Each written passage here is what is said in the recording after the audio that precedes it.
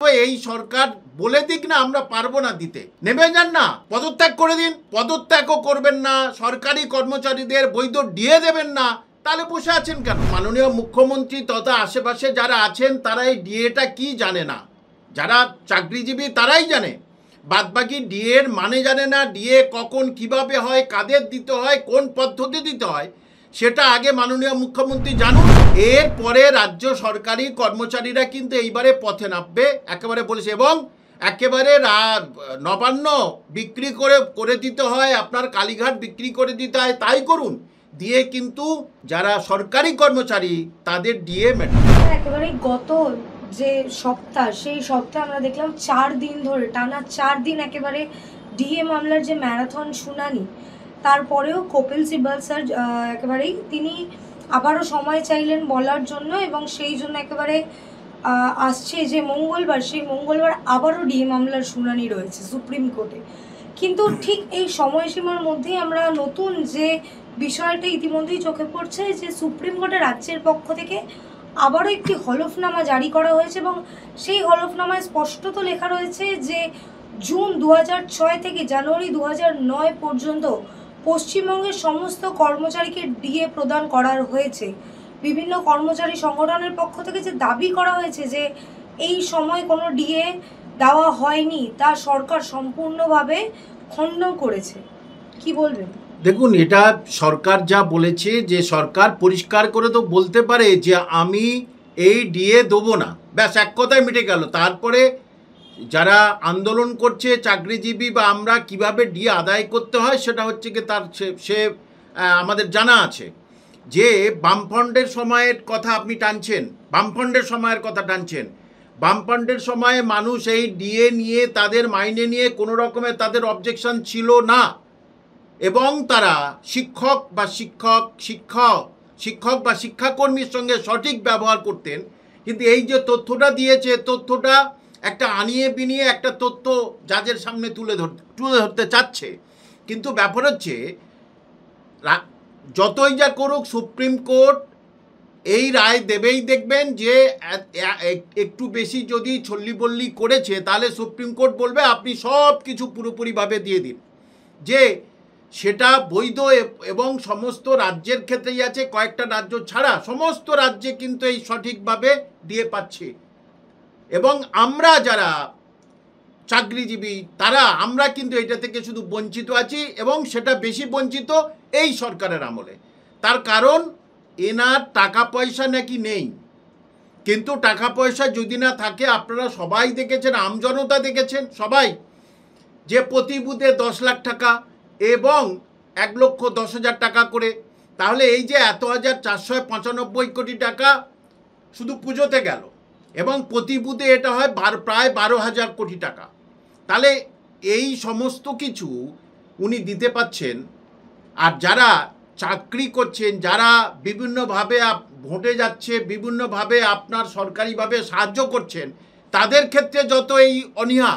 সুতরাং কি বলবো, এই সরকার বলে দিক না আমরা পারবো না দিতে, নেমে যান না, পদত্যাগ করে দিন। পদত্যাগও করবেন না, সরকারি কর্মচারীদের বৈধ ডিএ দেবেন না, তাহলে বসে আছেন কেন?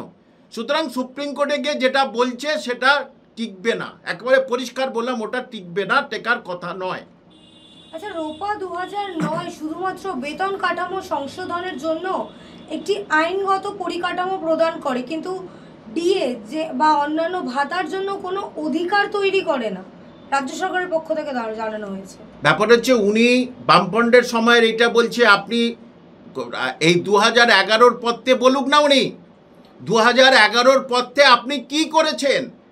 আপনি সরকারি কর্মচারীদের মাঝে মাঝে কোথায় দিলেন 2%, কোথাও দিলেন 4%, তাহলে আপনার ক্ষেত্রে আপনার কি হয়েছে? এবং এর স্বয়ং মাননীয় মুখ্যমন্ত্রী তথা আশেপাশে যারা আছেন তারা এই ডিএটা কি জানে না, যারা চাকরিজীবী তারাই জানে, বাদবাকি ডিএর মানে জানে না। ডিএ কখন কিভাবে হয়, কাদের দিতে হয়, কোন পদ্ধতি দিতে হয়, সেটা আগে মাননীয় মুখ্যমন্ত্রী জানুন। জানার পরে তারপরে এই কি বলে সুপ্রিম কোর্টে গিয়ে হলফনামা দিক। সুতরাং আবার আমি বলছি, দেওয়ার ইচ্ছা না থাকলে পরিষ্কার হাত তুলে দিক, আমরা দিতে পারবো না। কিন্তু রাজ্যের চাকরিজীবীদের সঙ্গে এইরকম ধরনের দ্বিচারিতা কেন করছেন উনি?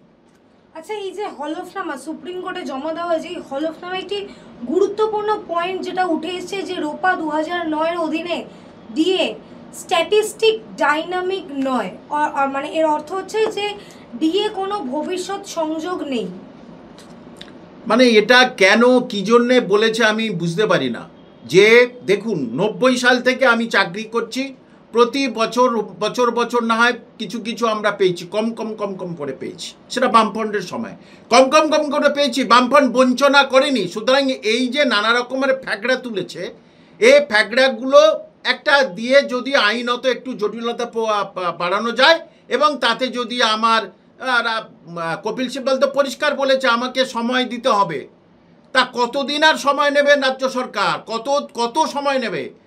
টাকা দেবে না, দিয়ে দেবে না, এটা হচ্ছে পরিষ্কার কথা। এর উপরে ওই যে আপনার আইনগত যে কথাগুলো লিখেছে, এ কথাগুলো মানুষের মানবিকতার সঙ্গে কোনো মেলে না। রাজ্য সরকারি কর্মচারীদের একেবারে এই যে ডিএ বাড়ানোটা, তাদের মাইনে বাড়ানোটা ওনার উচিত, এবং সেটা বাড়িয়ে দিক, কোনো অসুবিধা হবে না। রাজ্য সরকারকে আমরা বারংবার ট্রাইব্যুনাল থেকে সুপ্রিম কোর্ট পর্যন্ত বারংবার বলতে শুনেছি যে সরকারের মতে ডিএর হার কোনো নির্দিষ্ট সূচকের ওপর নির্ধারণ করে না, এটি রাজ্যের আর্থিক ক্ষমতা এবং রাজস্বের যে নীতি, সেই নীতির ওপর নির্ভর করে। তাহলে এটা ডিএটা দেওয়া হচ্ছে কোন সূচকের ওপর ভিত্তি করে? এই প্রশ্নটা তো থাকছে। রাজ্য সরকার বলছে যে ডিএ যেটা আছে, ডিএটা কোনো যে নির্দিষ্ট সূচকের ওপর দেওয়া হবে এটা কোনো বাধ্যবাধকতা নেই, রাজ্যের আর্থিক ব্যয় রাজস্ব এগুলোর ওপর নির্ধারণ করে ডিএ দেওয়া হবে। জীবনে কোনোদিন শুনি না এটা কোন সূচকের ওপর নির্ধারণ করে দেওয়া হচ্ছে, এই প্রশ্ন তো থাকছে। জীবনে কোনোদিন আমি শুনিনি অন্যান্য রাজ্যে এইরকম কোনো সূচক মুচক কিছু ব্যবহার করে না।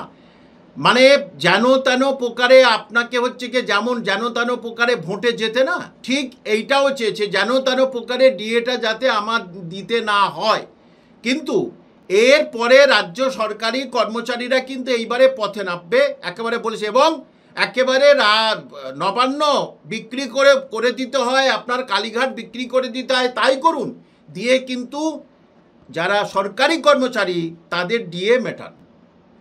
রাজ্যের পক্ষ থেকে কিন্তু আমরা দেখলাম সুপ্রিম কোর্টে একেবারে যে শুনানি ছিল, শেষ শুনানি, সেই দিন এটাও বলা হয়েছে যে এটা তো এন্টারটেনমেন্টের প্রশ্ন, ভবিষ্যতে ডিএর পরিমাণ তো এআইসিপিআই শেষ কথা নাও বলতে পারে, রোপা শেষ কথা নাও বলতে পারে।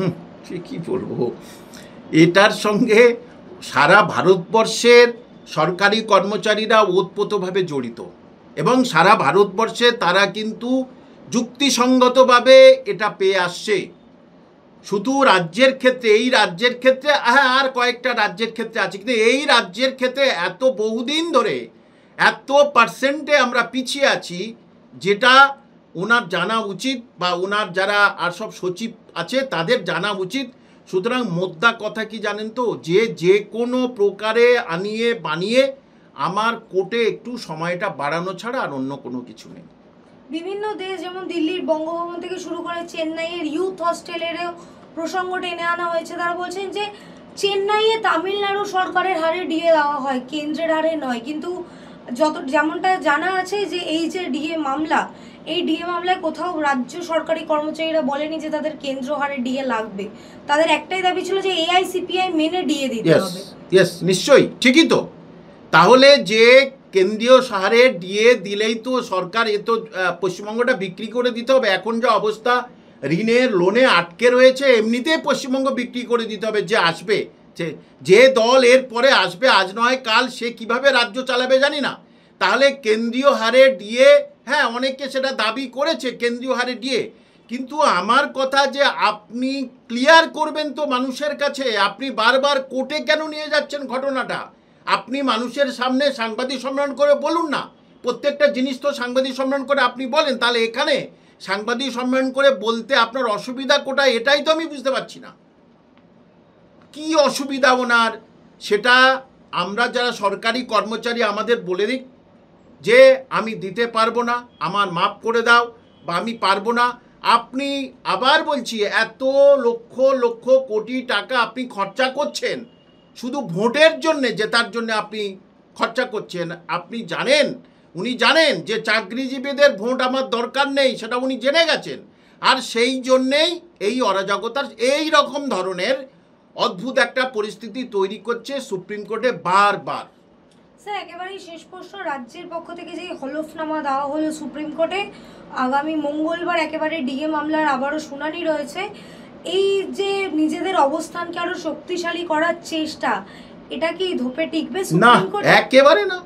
এমনি তো এর আগের বারেই যিনি অ্যাডভোকেট ছিলেন তিনি তো এমনি চলে গেছেন, তারপরে আবার কপিল অভিষেক মনু সিংহা ছিলেন, তারপর তো কপিল সিব্বাল এসছেন। কপিল সিব্বাল এসে যাই বল না, কিন্তু বিচারপতিরা বলেছেন আপনারা যা পারবেন দিন, পরিষ্কার বলেছে যা পারবেন দিন।